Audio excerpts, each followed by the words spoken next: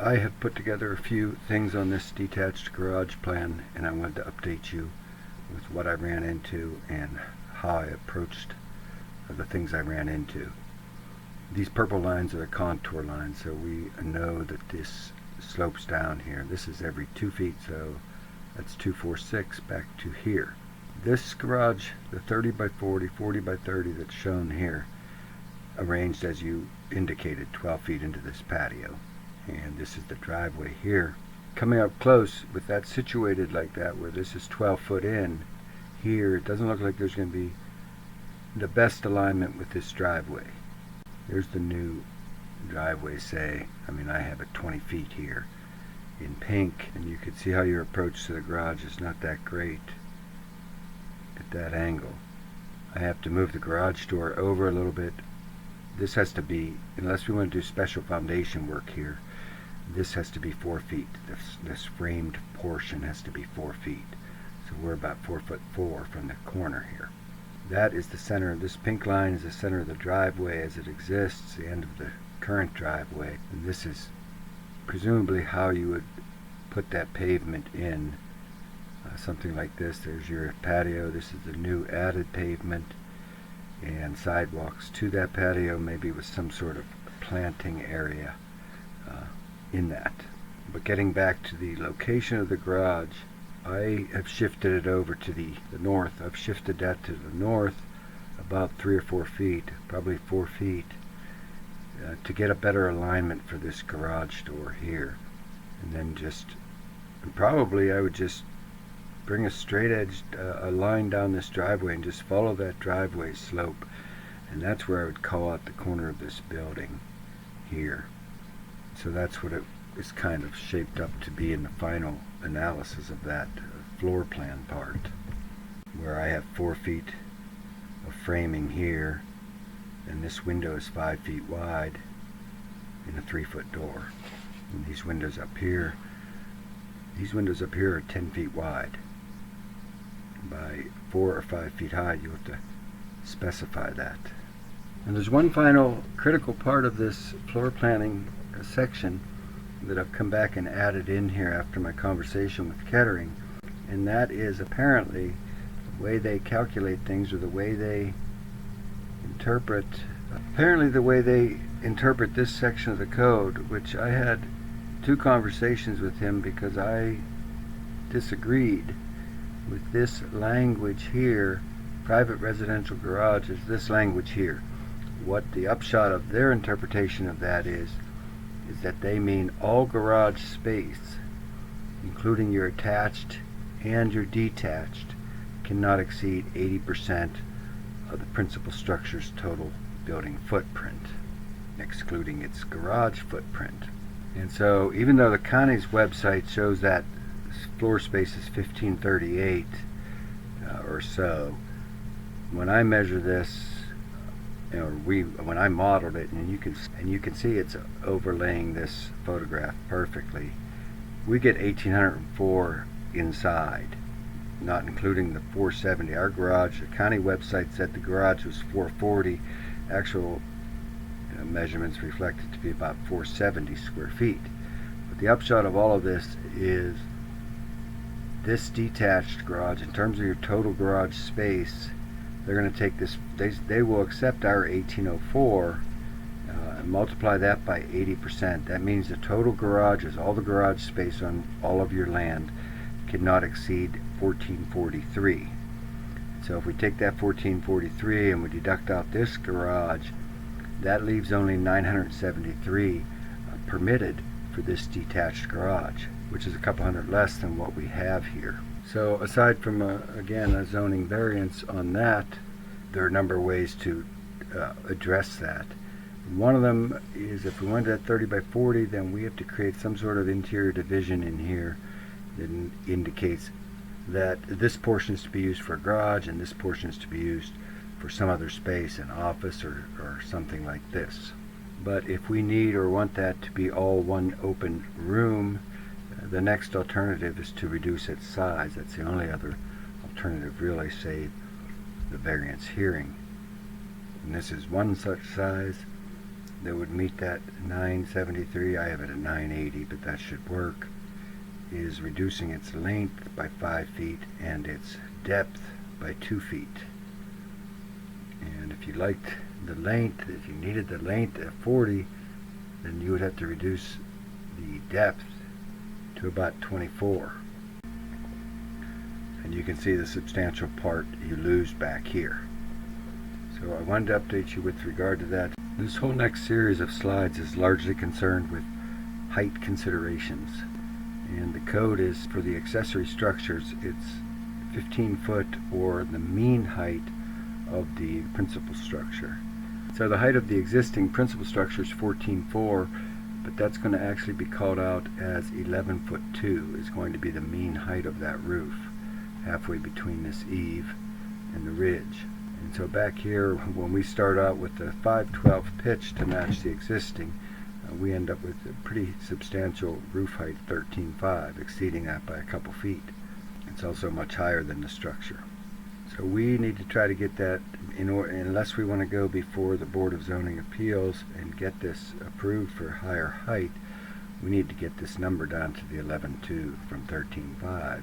And first of all, when I designed this, I assumed a 10-foot ceiling height was what we were talking about.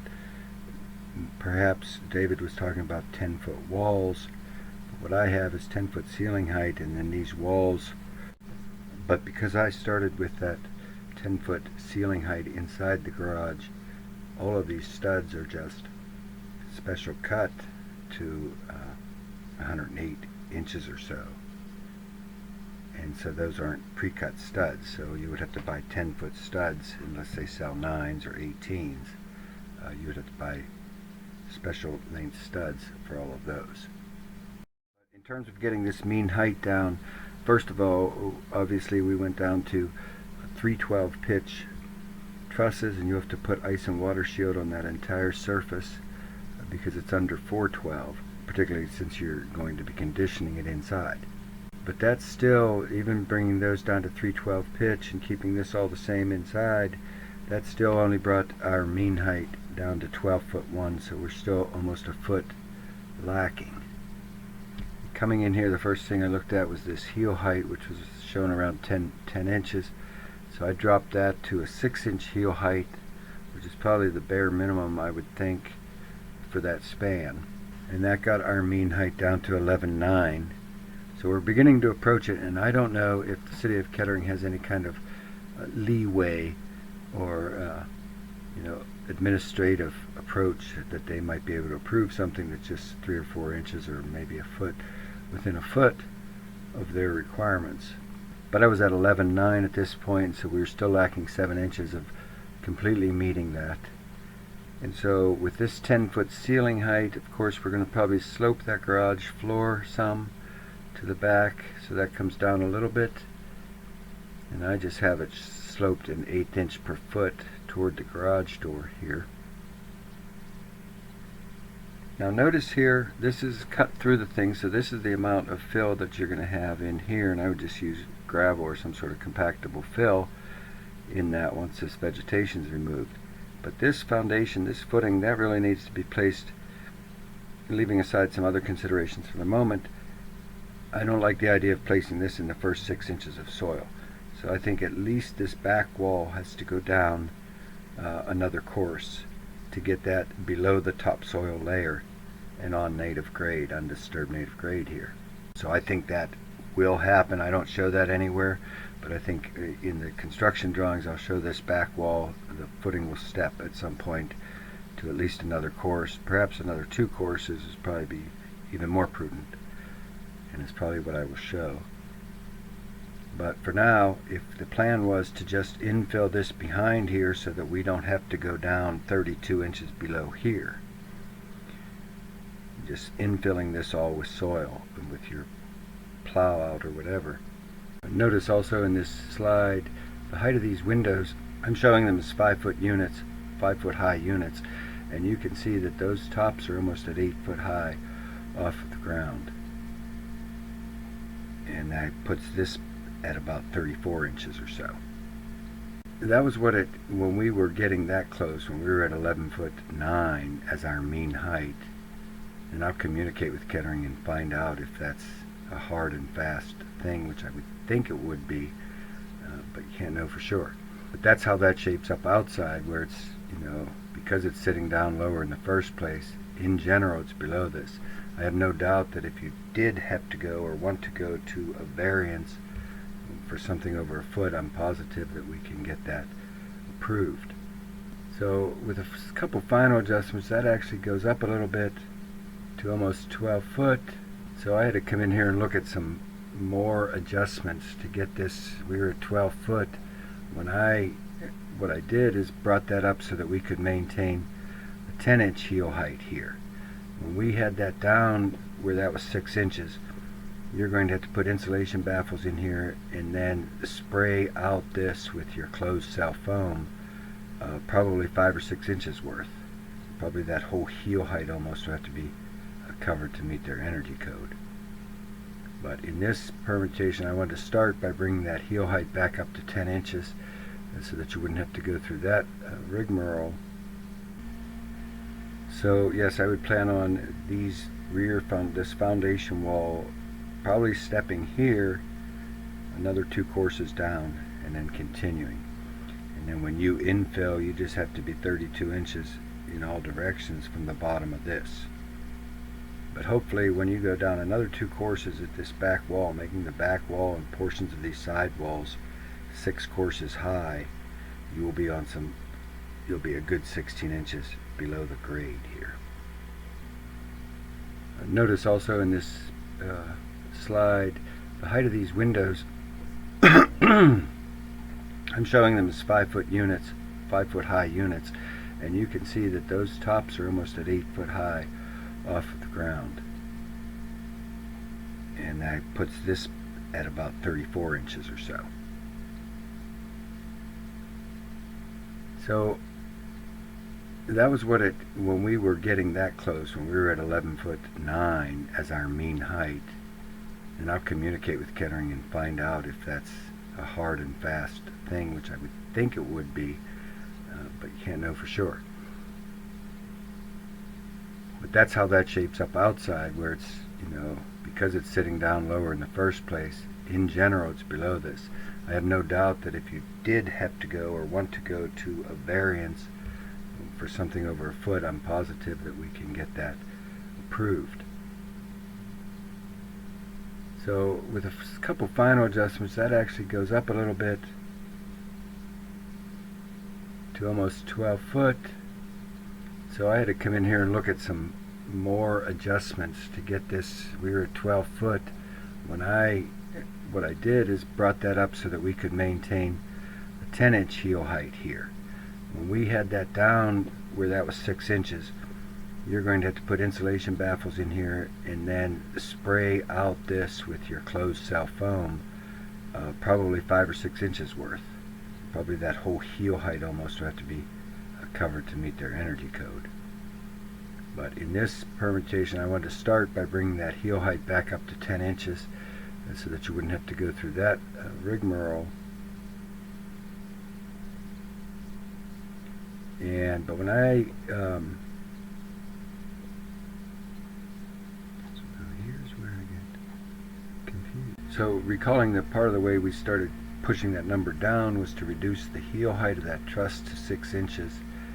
And I reapproached that and raised it back up to 10 inches, which increased that mean height a couple more inches to 12'0", and that needed to be adjusted. So the first way I adjusted that was losing that extra heel height again for 4 inches, getting us to 11'6". And I just finished speaking with the City of Kettering, and they actually do, he said an inch or two, but if we're within 4 inches, I think this can fly if, architecturally they approve of it. And the last bit I did to get even an extra 2 inches to bring it from 11'6" down to 11'4" is I only have this, since you're having brick veneer, if you end up with brick veneer all the way around, you can come out of the grade only 6 inches with this foundation. and that gets us to 11'4".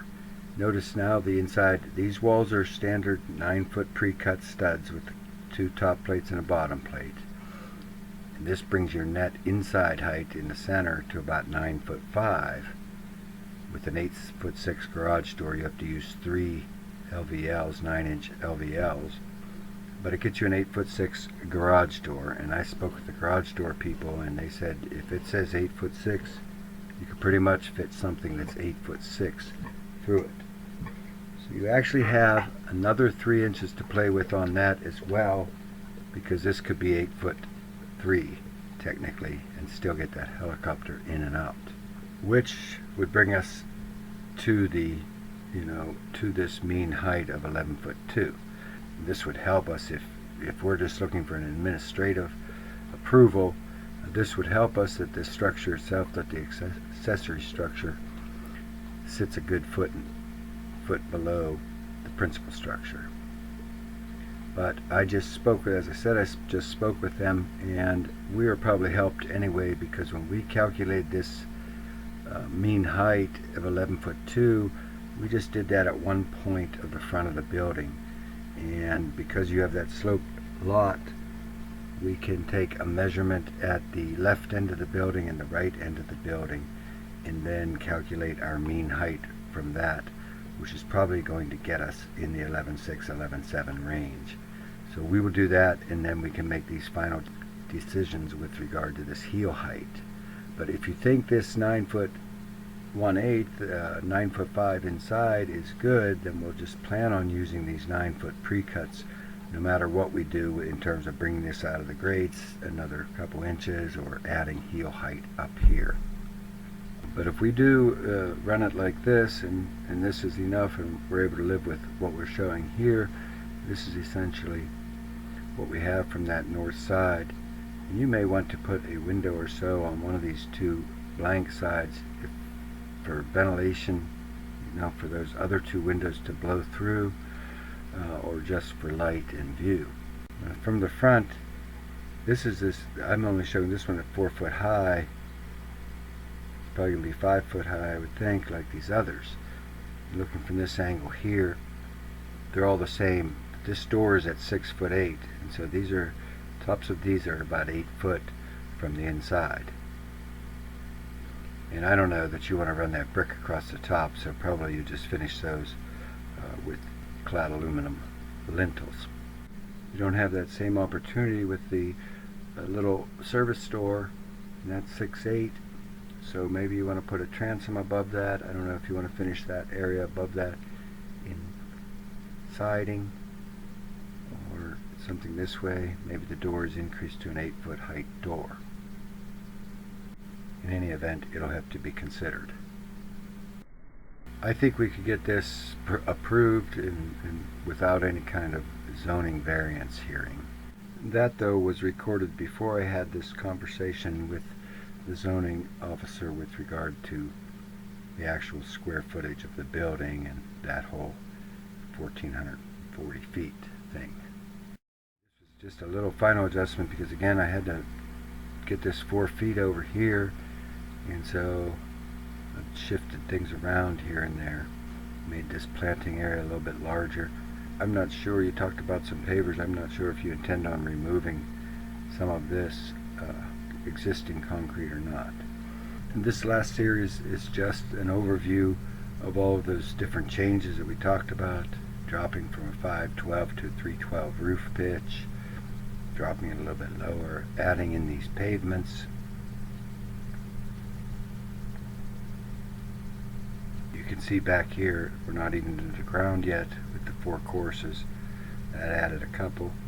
And then you build that land up, and that's a pretty steep slope, almost a 45-degree angle down here to the valley. That's about where that tree is there. And that is actually your property line, according to what I could tell from this overview, with those telephone poles are actually in the other guy's yard. This was, you can see I'm just squeezing that thing down further and further. And last, this is a quick overview film of the rest. So there's quite a bit to talk about, so give me a call at your convenience and any time. And I will talk to you soon. Thanks.